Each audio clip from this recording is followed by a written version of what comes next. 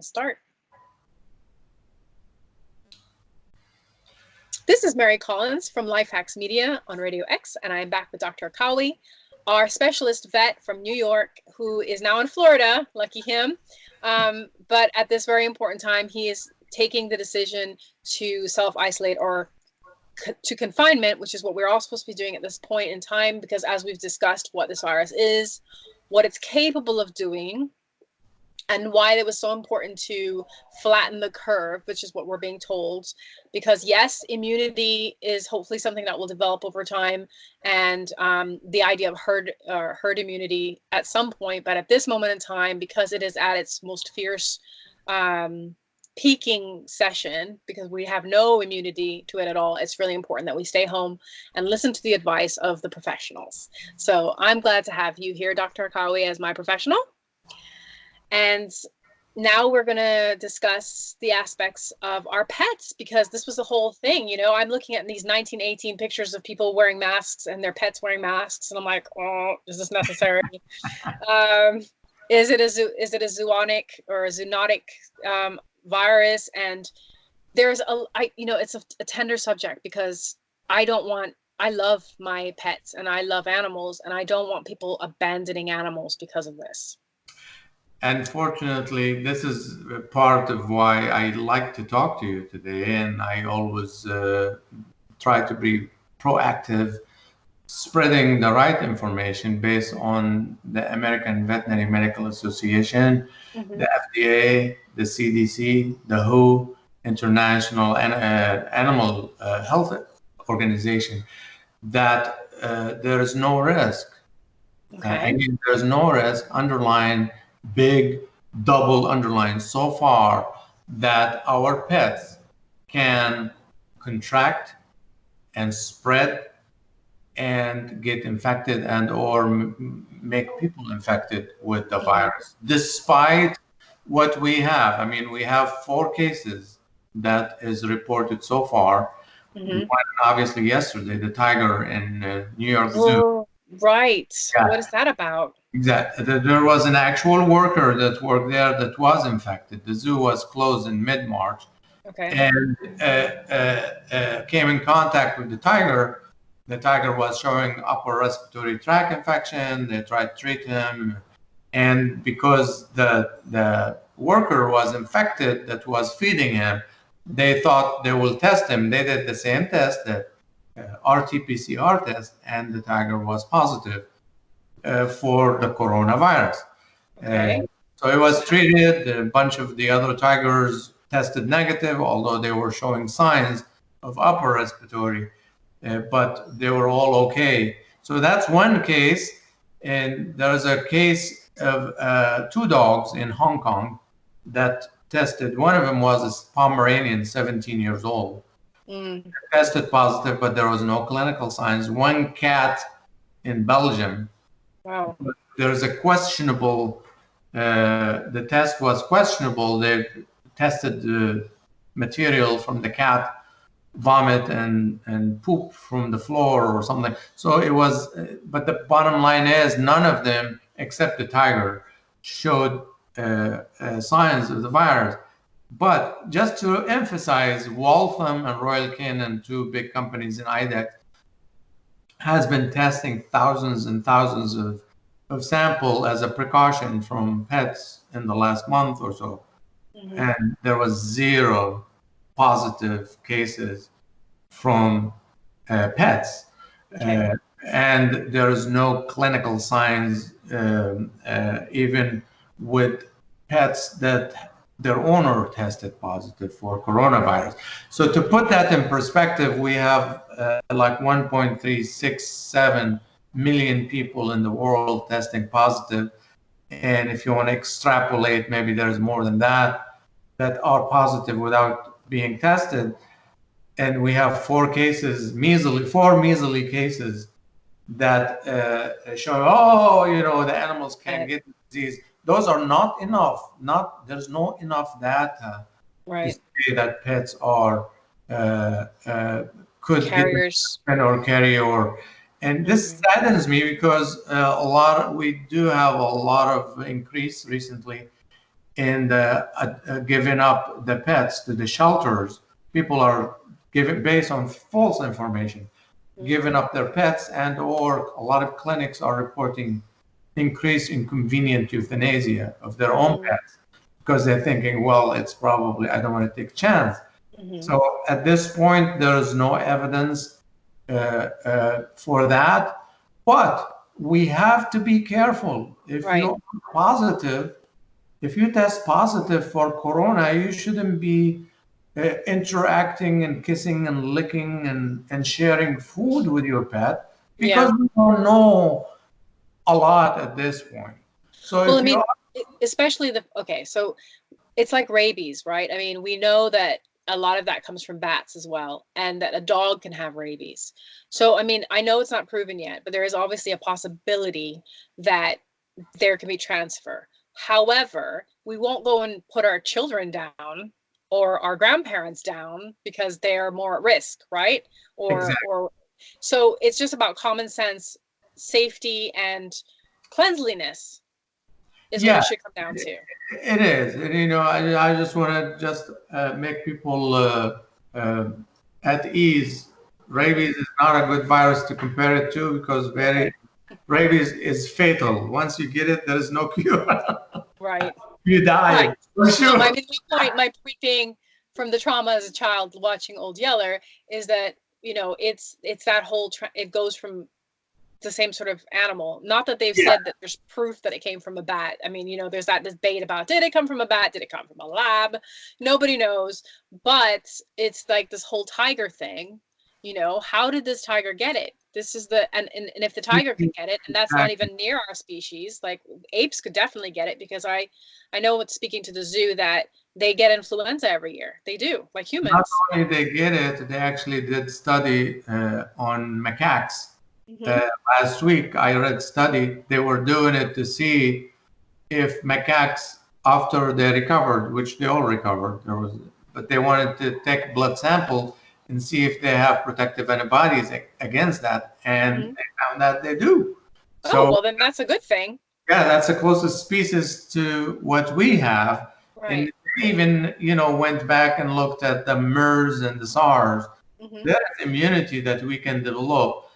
But again, we were just talking about how can you prevent, try not to be selfish. How can you prevent, if you have it and you touch your dog indiscriminately, including the collar and the harness, and you love and kiss and jump up on the couch and on the bed and everything. And there then needs to be some policies in place. The pet sitter comes in and touches that, or your vet. You take your dog to the vet and they touch that. I mean, this is how you have to be careful. It's not the pet carrying the virus. Right. That stuff that is on the pet, their sweater and their jacket and their collar and their harness. And actually the virus, if you are infected, will go on the hair coat. But the good news is, I said it's more serious if it's a cardboard or a plastic. If it's fabric or hair, the virus gets trapped in the hair and cannot come out of it. Right. But it's going to be a third object that can transfer that. Right. So if you are infected, isolate yourself for 14 days. Don't handle your pet. Let your cousin or your sister or somebody else handle your pet until you go through that and you are not infective anymore. You're not shedding that disease anymore. If you're not, then still precautions. I wouldn't you know. Well, what I've seen, which is hilarious, is people who are like meeting up because they're still pretty lackadaisy over here, and they're like 6 to 8 feet apart, yippee. But then they have these long leads, and then letting their dogs kiss, you know, and sniff each other's butts. And I'm like, really, common sense, you know, like even if you went out for 5 minutes, that's all it takes. And then also, I'm sure the same people are also going home and the dog is just running right in and they're touching a million things in their kitchen before they actually take the collar off or do any of these things. And I actually, because I love my dog and my cat, and I'm really thinking about this as they're my children, and I can't put my children down either, right? As much as they annoy you. No. So one of the things that you have to do is just be sensible. So when we come through the front door, everybody gets a little bit of, a non, okay, like 70% ethanol mixed with something else so that it doesn't do damage to, or vinegar, so it's just, or just soap and water, baby wipes that you just rub on the pet's paw, and you take the collar off, and then you do the same on the collar, and you put the collar and the lead down, and you let the dog hang about there with that stuff on for a minute, 30 seconds at least, before you let them tramp through the rest of the house. And then there's certain things that are restrictive now, the couch, there's no going on the couch, there's no going on the bed. Give them a snuggie area that they can lie in that still has whatever essence of you that you need it, so that it doesn't feel like it's being excluded from the couch or the chair or wherever. And just use your sense so that you don't give the dog or the cat, they don't get blamed because of you see this so much in the world. People say, well, it's my right to do this and it's my right to do that. Well, it's your right to be preventative. That's the biggest right of all people need to realize they should have, is stop something before it becomes a problem. Exactly. So really, the summary is, and then it's okay to go outside by yourself, walking your dog. I mean, you need the exercise. That's actually stimulate your NRF2 pathway too, which is for immunity, and the sunshine for vitamin D3. But I wouldn't let anybody touch my pet on my walk, because I don't know if they have it or not have it. If they have virus and they are asymptomatic and they petted my dog and they transfer virus into my dog, then I go ahead and pet my dog, then potentially I could be exposed to the virus. I mean, that it's not the dog having the virus. It's something on the dog just coming like a from surface. somebody else. Yeah, it's like being in an elevator or being in, and it's the same thing. We already said the virus can live on fomite for about 24 hours. So if your dog has a sweater and somebody came and petted it and they have the virus, even though they are asymptomatic, guess what? You're going to pet the dog or take that sweater off, you could expose yourself to that. So that's where the danger is. It's not the dog or the cat having the virus. We don't have any evidence that they can get it internally and carry it and give it to us. But something on them as a fomite, like a table or a sweater or a collar or a harness, those are the things that if they are touched by a third party, then you are touching them, or your son when you come home, or people don't even know they can expose themselves.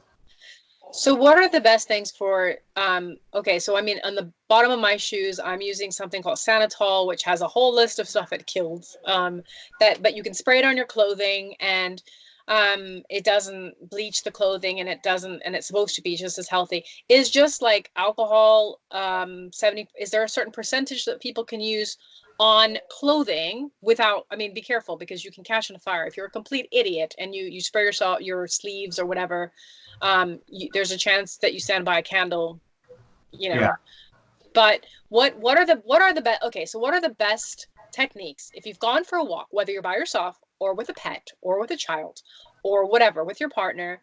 What should you be doing the minute you get to your front door or garage door? What's the procedure? I would put my clothes in the washer and dryer. Right. So that's what I'm super paranoid. So that's what I literally get through the front door. The neighbors must love this. Get through the front door, strip pretty much the outer layers, at least jacket, shoes, right?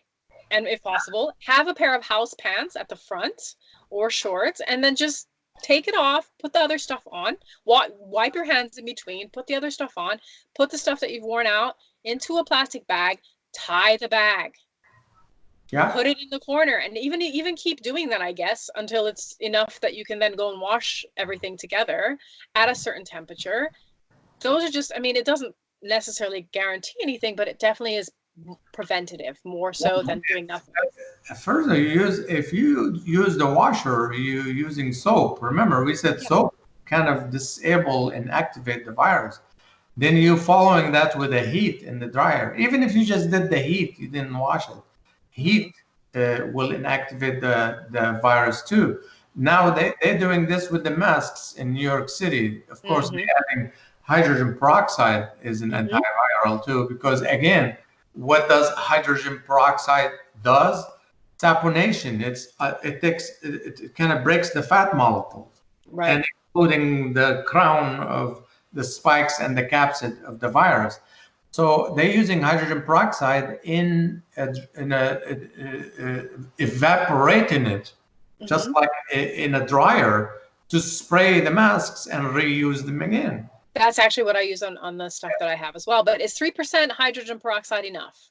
So it's five is what they recommend, 5%, Okay, which is 5% used, hydrogen I think, peroxide. on the hair. Right. So you can't spray your clothing with it because you will end up Yeah, bleaching your clothing. But what about use on skin? Can you spray or use hydrogen peroxide?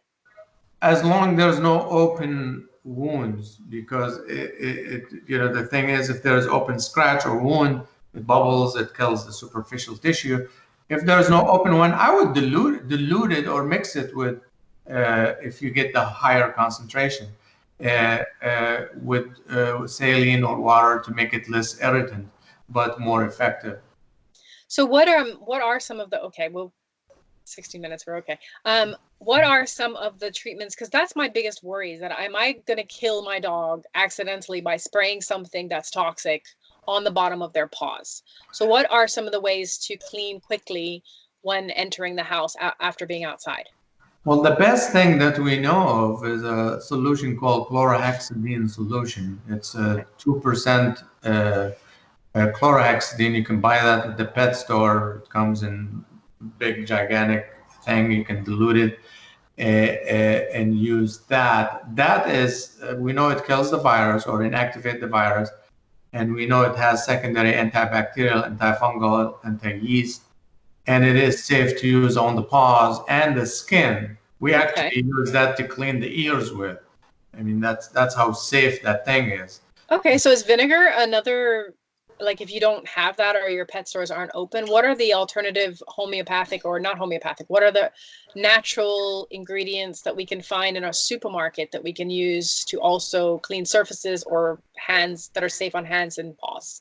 The tree oil is excellent too. Uh, Okay. Again, you can combine that with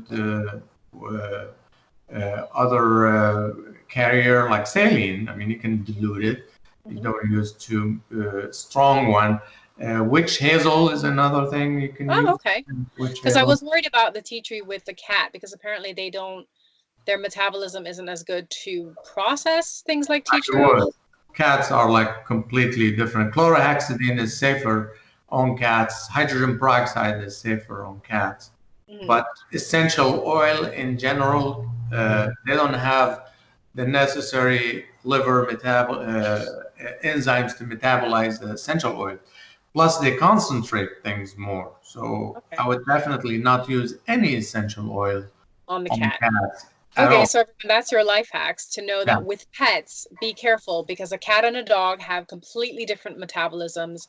And what works for a dog for safety, like maybe a little bit of saline solution mixed with a tiny drop or two of tea tree to just kind of break down COVID or other bacteria and viruses, will not necessarily be healthy for a cat because tea tree is just too strong for their metabolism, right, Dr. Akawi? Yes. So something different for, so is vinegar strong enough to break down? I mean, the Vinegar, yeah. vanilla, we The should think it should work. white Mhm. vinegar in particular. Okay, is there a reason why? Is there a difference between brown vinegar and white It's vinegar? more strong as a disinfectant, uh, Okay, and it has less lactic acid in it okay, but than. always to be careful, you can still blind someone from spraying vinegar.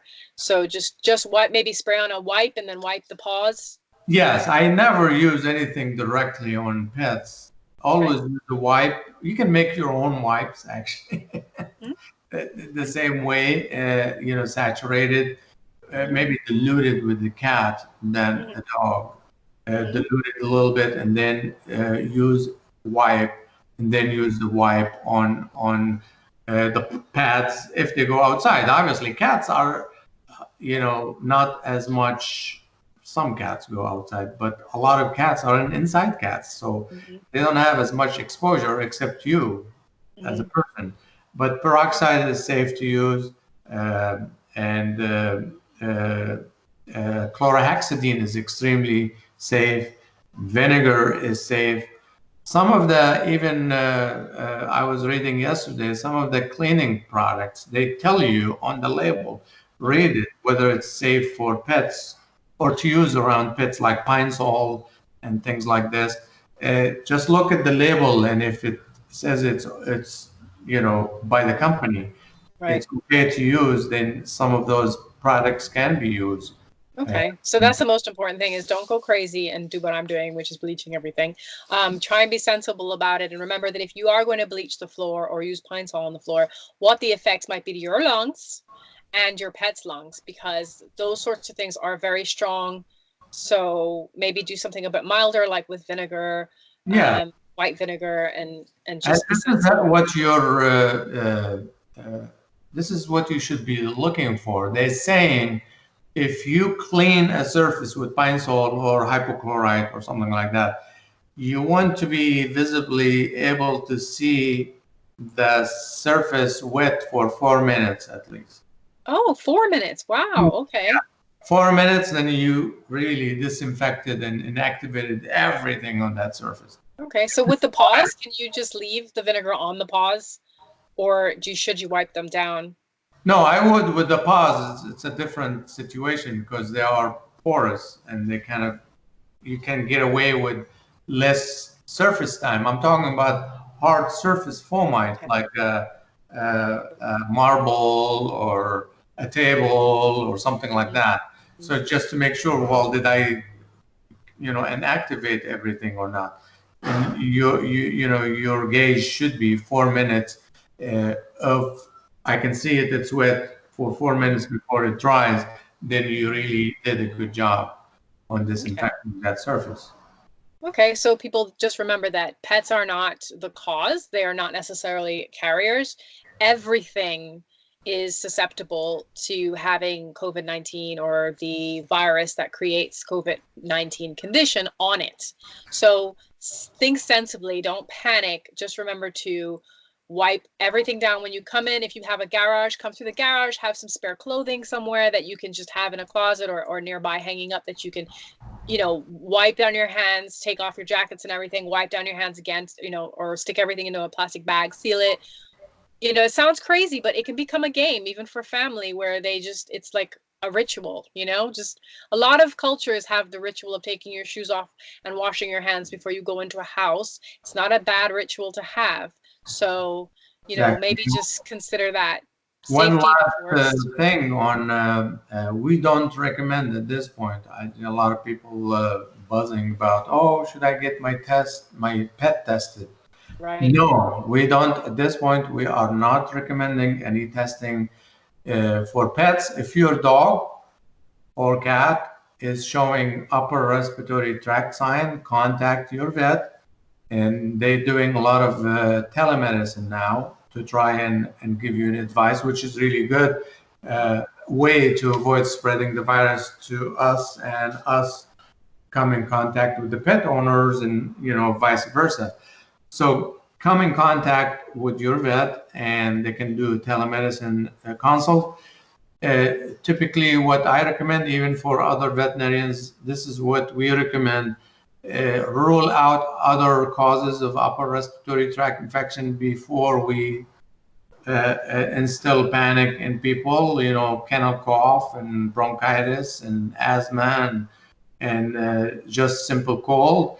And you can test for that. If you suspect as a vet or if your pet has been treated and suspected, wow, he has not responded, then you should call the health department.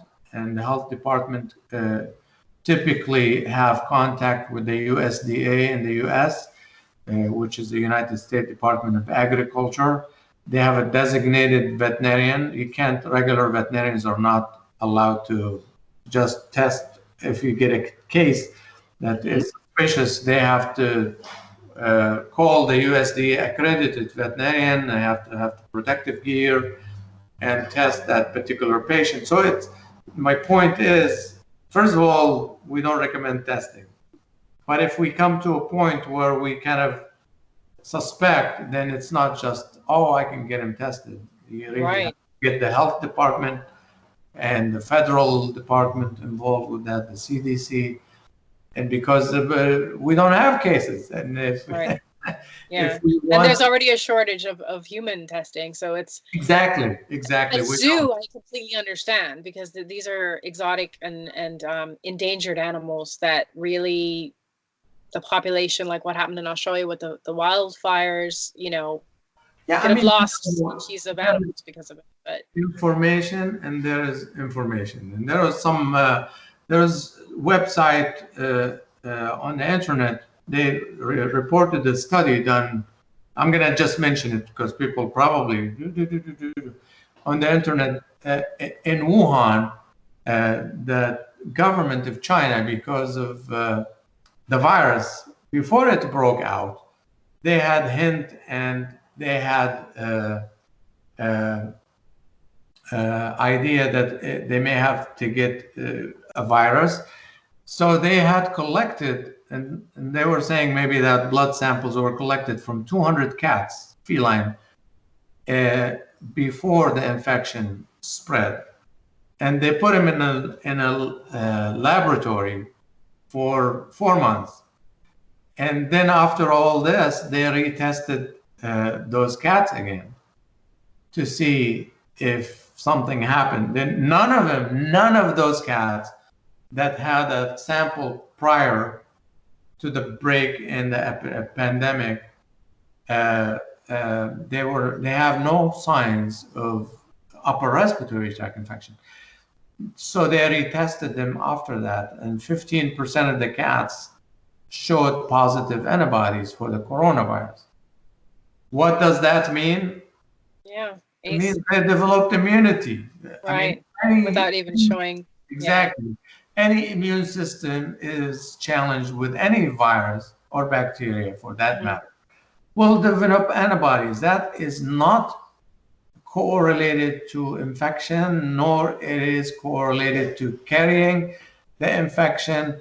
It's just a fact that those guys got immune. They didn't have infection before. They didn't have infection or signs after. There's no evidence that some of them actually were isolated in a shelter. They were just studying. So they did the same thing with some ferrets too, ferrets and cats. So you may hear some of that. I'm just saying it because... Yeah, well, it's good to know, because maybe that's another good reason. Keep your pet around, because your pet might be that bit of help with the vaccine that we need, you know, because they can process things a lot better than we can. So yeah. Very important. All right. Well, thank you so much, Dr. Akawi. We will definitely know now that the way to prevent infection is to be sensible and take precautions. And now people know what sort of things they can use on surfaces, and separately cats and dogs. So with that in mind, thank you so much. And we will continue to have updates as we are updated ourselves on procedures and precautions, etc. So thank you so much. And once again, bone broth, which is what you were saying for humans, is just as good for animals. Bone broth is an excellent way to keep their immune system healthy and well. Especially if you add turmeric to it. Now we learned today it stimulates your NRF2 pathway, so you can get anti-inflammatory and block your interleukin-6 activity. Okay, and even pets can have turmeric as well, right? Yes, so yes. A little tiny bit. I mean, obviously check the dosages. Where is a good place for people to know what kind of dosages their pets can have of, like? There is actually they have PetMed. Okay, PetMed. Okay, yeah. Cool. PetMed has it's almost the cousin of the medical website, so PetMed has a lot of information you need about dosages. Okay, perfect. Thank you so much, Dr. Akawi. All right, thank you. Pleasure. Yeah. We'll stop recording.